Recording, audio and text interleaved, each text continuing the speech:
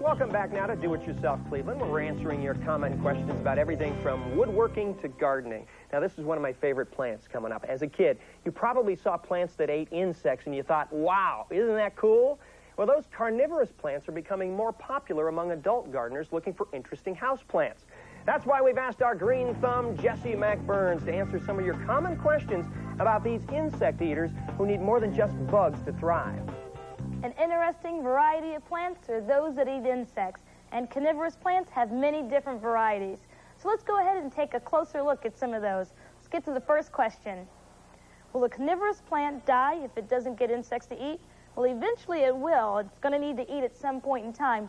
But if it has eaten, it can store quite a bit of food down here at the base of it. It's got some corms down in here. So it'll be okay for a while if it has eaten, okay? So the next question I have is, how and what should I feed my Venus flytrap?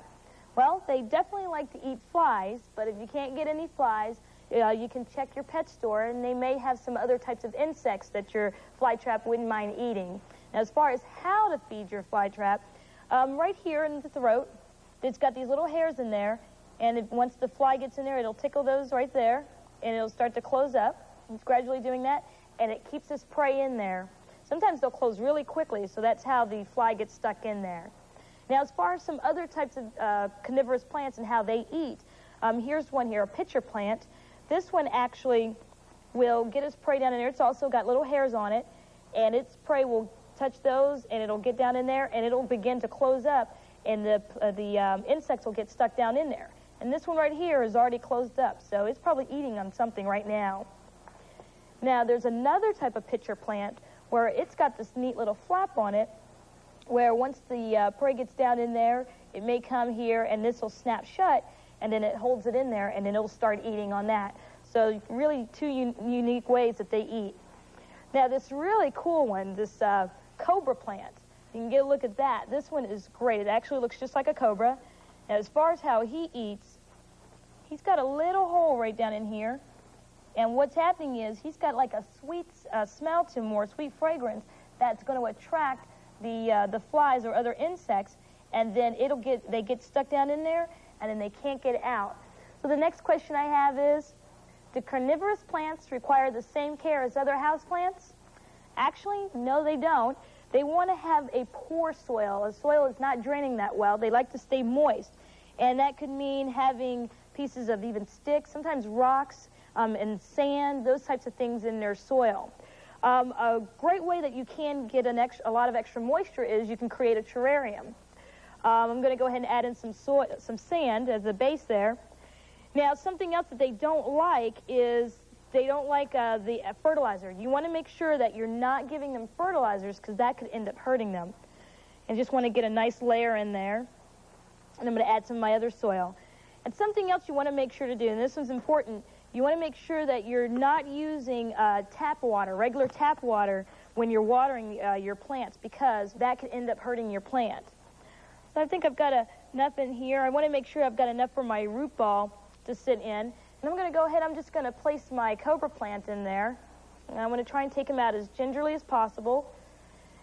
And you want to be careful about touching them. So if you, like when you're feeding, things like that, I'm touching this one, but I'm trying to be as careful as possible that you use like tweezers, because you have oils on your hand that can end up hurting them. So try not to handle them as much as possible. And I'm just going to just sit him in here. And I'm going to add a little bit more little soil in there. And what you could do, if you need some extra moisture, you can actually put some plastic over this, and this is going to help keep it moist, get the moisture that it needs in there. Try not to let this dry out, or you'll start to see it start to turn brown in different areas, okay? Now, for the next question I have is, how big will my carnivorous plant get?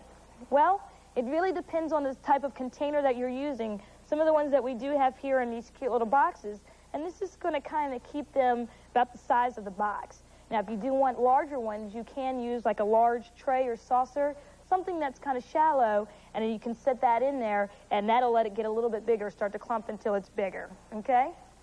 Now, the last question I have is, can a carnivorous plant be planted with other house plants? Well, it can be, but you want to make sure that it's got a container of its own. You can put it in the same area, but as long as it's got its own container so it can have its own soil, so that when you water, you're giving it its own special type of water. These are great types of plants that you can use. Back to you. And Jesse says plants like the pitcher plant do particularly well in an east-facing window, and it's important that you follow the care instructions on all carnivorous plant varieties. If you log on to newsnet5.com, you'll find all of Jesse's advice posted right now. Next up, Paul Sturkey is going to show you how to make a perfect pie crust. Another slice of do-it-yourself help right ahead on Do-It-Yourself Cleveland. Welcome back to DIY, the Do-It-Yourself Network. Now, once we've made the repair, it's time to reassemble the faucet. Now, here's a point I can't stress enough. Honey! Then check for leaks, and you're done. Miss a step on TV? Don't worry. DIY, the new Do-It-Yourself Network, is always there for you online. Thousands of projects, detailed instructions. To get it on TV, call your cable or satellite company. This is the weekend. You can get it all at Kronheim's Furniture. Now, today through Monday, everything is up to one-half off with nothing, absolutely nothing to pay for 18 months. No down payment, no interest charges, no monthly payments. Do not pay anything for 18 long months or take extra cash discounts. This weekend only. Save big today through Monday, only at Kronheim's Furniture. Home sellers, did you know you can sell any home commission-free for $995? I'm Winona Stout of Next Home, the only real estate company that pays you. Next Home's professional marketing makes it easy to sell any home commission-free. You can save $10,000, $20,000 or more. Call us to receive your free video. After 30 years in real estate, I know Next Home works. The defective detective drives criminals nuts, and he knows just how they feel. I'm Monica, and you are? Me. Monk. Monk, tonight, 9/8 Central on ABC. New this fall, John Ritter has a wife who adores him, a son who idolizes him, and...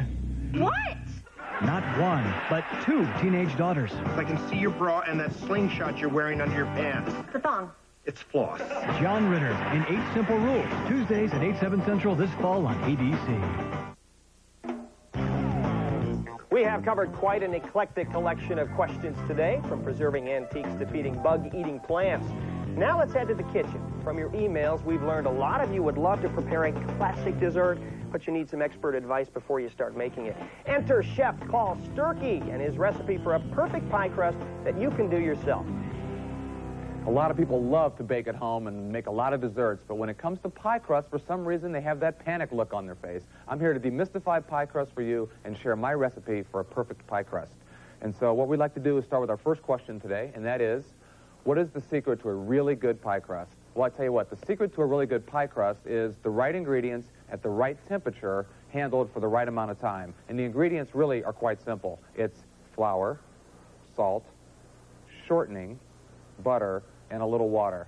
And the recipe is really simple. I like to do mine in a mixer and just put the flour right into the mixer, a little bit of salt to it. A little bit of salt always brings out flavor.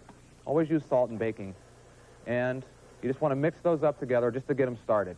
And then this brings us to our next question, and that is, does it matter what type of flour I use in my pie crust? The answer is absolutely. All-purpose flour is the flour of choice for pie crust. What it is, it's a combination of bread flour, which is a whole lot stronger, and then pastry flour, which is a little bit weaker, and combined together, they make for a perfect texture in a pie crust. Okay?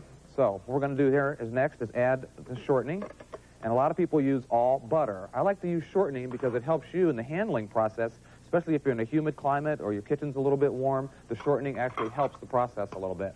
So what you want to do is just get those going. This could be a little messy there. The flour jumps out. You want to could have to pulse it off and on just a little bit. And what you want to do is bring this mixture together just so it makes what they call a little crumb, just to combine those flavors together. And this brings us to another question, and that is, how long should I mix the pie dough? Well, that is an excellent question. We said at the top of the show here that it's going to be, handling is going to be a real key to your pie crust. So what I like to do is a trick that my mother-in-law taught me, and that is take a little bit of extra flour and a little water, and you want to combine those together. Most recipes you see are going to be just adding water. what this does is this makes what we call a slurry, which is a little bit of a heavier flour-water mixture. And when you add this to the dough right here, what it will do is it will help to pull it down off the sides. You just want to dump it right in, and it will help to pull the dough together, which then shortens the mixing time. And you just want to let it go just until the dough starts to come away from the sides of the ball. And if you do it at home, even by hand, it's the same thing. So you can see it just started to come off. That's all you have to do. You want to stop it right there, take it over to a board, and just want to take it right off of there. And this recipe makes 2 9-inch pie crusts, so it's really nice if you want doing a double-crusted pie, or if you're doing 2 pies, this gives you the right amount of dough. As you can see, the dough is coming right together beautifully. And what you want to do is take it and just take your hands and just knead it together just a little bit. I probably could have let this go another second or two, but you can see you just want to handle it just slightly. And this one, okay? And then at this point, just take a little plastic wrap, take your dough, oops, there we go. Take your dough and put it in there. You don't want to touch it with your hands. You don't want to heat it up too much. You can just kind of flatten it out like that, and you want to put this in the refrigerator for about 30 minutes or so. You don't want to let that butter firm back up again before you get into the rolling process. And I have one here that we've already rolled out. I'm just going to move this to the side. And our next question, is there a trick to rolling out pie dough? Well, there is definitely a trick to rolling out pie dough. In fact, there's several little tricks to rolling out pie dough. What you want to do is make sure your board is nice and clean. And then you want to take a little extra flour and put it on the board. Put your pie dough down, and then you can actually add a little bit of flour onto your rolling pin as well. You want to roll the dough out. See, that means it's a little bit wet, so you can add a little bit more flour. You want to roll it one direction, take it, give it a quarter turn, 90 degrees, check for flour underneath there again, make sure that doesn't stick, roll it out again.